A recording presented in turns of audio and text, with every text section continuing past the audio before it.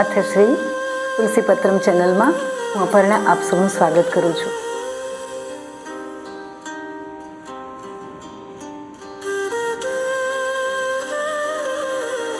ચૈત્ર માસ, મધુમાસ અને એમાં પણ મા ભગવતીના આરાધનાના દિવસો ચાલી રહ્યા છે. આજે ચતુર્થ નવરાત્રિ. શાસ્ત્રીજી શ્રી હિતેશભાઈ ત્રિવેદીના માધ્યમથી આપણે આ ભગવતીની ઉપાસના અથવા તો અનુષ્ઠાન કેવી રીતે કરવું અને એથી વિશેષ દેવી ભાગવતની ઉત્પત્તિ ક્યાંથી અને કઈ રીતે થઈ, આવો આ અંગે વિશેષ માર્ગદર્શન મેળવીએ. હવે ચૈત્ર મહિનો આવતો હોય, નવરાત્રિ આવતી હોય અને બધાને એવું થાય કે માતાજી વિશે શું કરવું જોઈએ.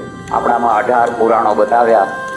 બરાબર છે. 18 પુરાણો છે, આટલી બધાને ખબર હોય, પણ એના પછી પુરાણોની સંખ્યા બીજી 18 છે જ, જેને આપણે ઉપપુરાણો કહી શકીએ.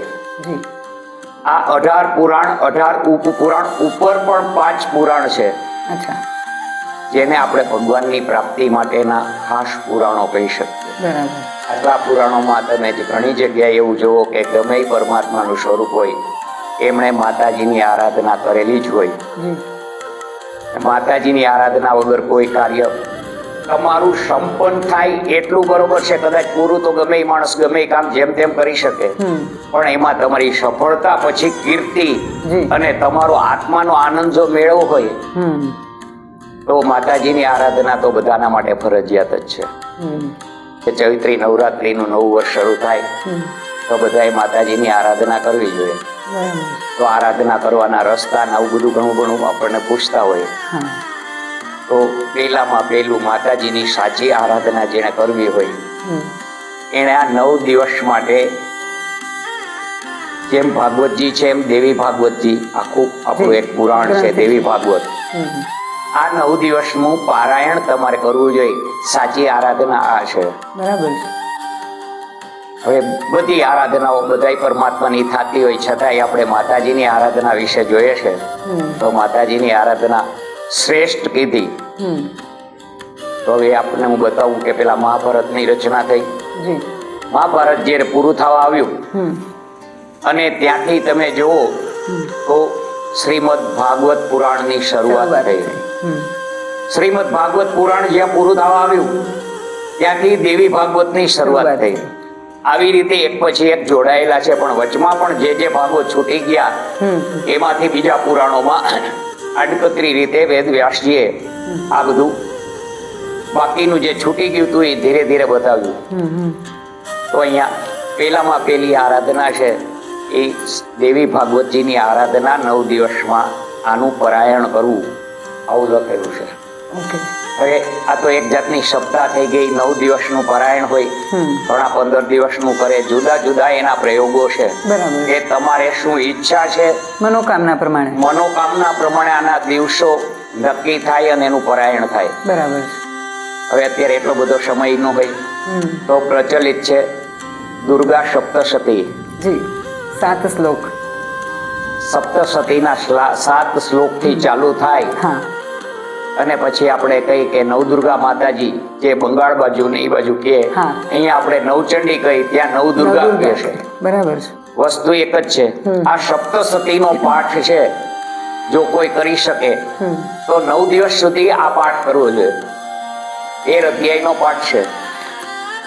આપની પાસે પુસ્તક છે. બસ હું એ જ કહેવા માંગુ છું. દુર્ગા સપ્તશતી આ પાઠ કરવો જોઈએ.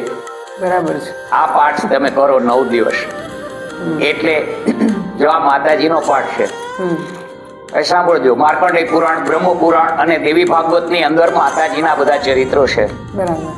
એનો સંક્ષિપ્ત સ્વરૂપે આની અંદર 700 મંત્ર જેને કહી શકાય, આખા મંત્ર, અડધા મંત્ર અને ઉવાચ.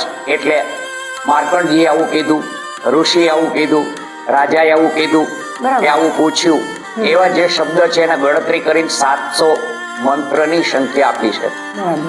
13 અધ્યાયની અંદર વેચાયેલો આ પાઠ છે. આ કરતા જેને સંસ્કૃત ફાવતું હોય એને લગભગ 1 કલાક થાય. જો ઓલું પરાયણ તો આખા દિવસનું છે, હા. આ 1 કલાકનો પાઠ છે. બરાબર. આના માતાજીનો પાઠ છે, પણ આ પાઠ કરવાની વિધિ વિધાન આપેલા છે. જી. માતાજીના 6 અંગો બતાવ્યા છે. તો મિત્રો આપણે જોયું કે 18 પુરાણની રચના કઈ રીતે એકબીજા સાથે બધા સંલગ્ન છે, કઈ રીતે દેવી ભાગવતની ઉત્પત્તિ થઈ અને કઈ રીતે એનું અનુષ્ઠાન આપણે કરી શકીએ. તો ફરી મળીશું આવા જ નવા વિષય વિડીયો સાથે. અત્યારે રજા આપો. આપણું અને આપણા પરિવારનું જતન કરવાનું ભૂલતા નહીં. અને હા, મારી ચેનલને લાઈક કરજો, શેર કરજો, સબસ્ક્રાઈબ કરજો.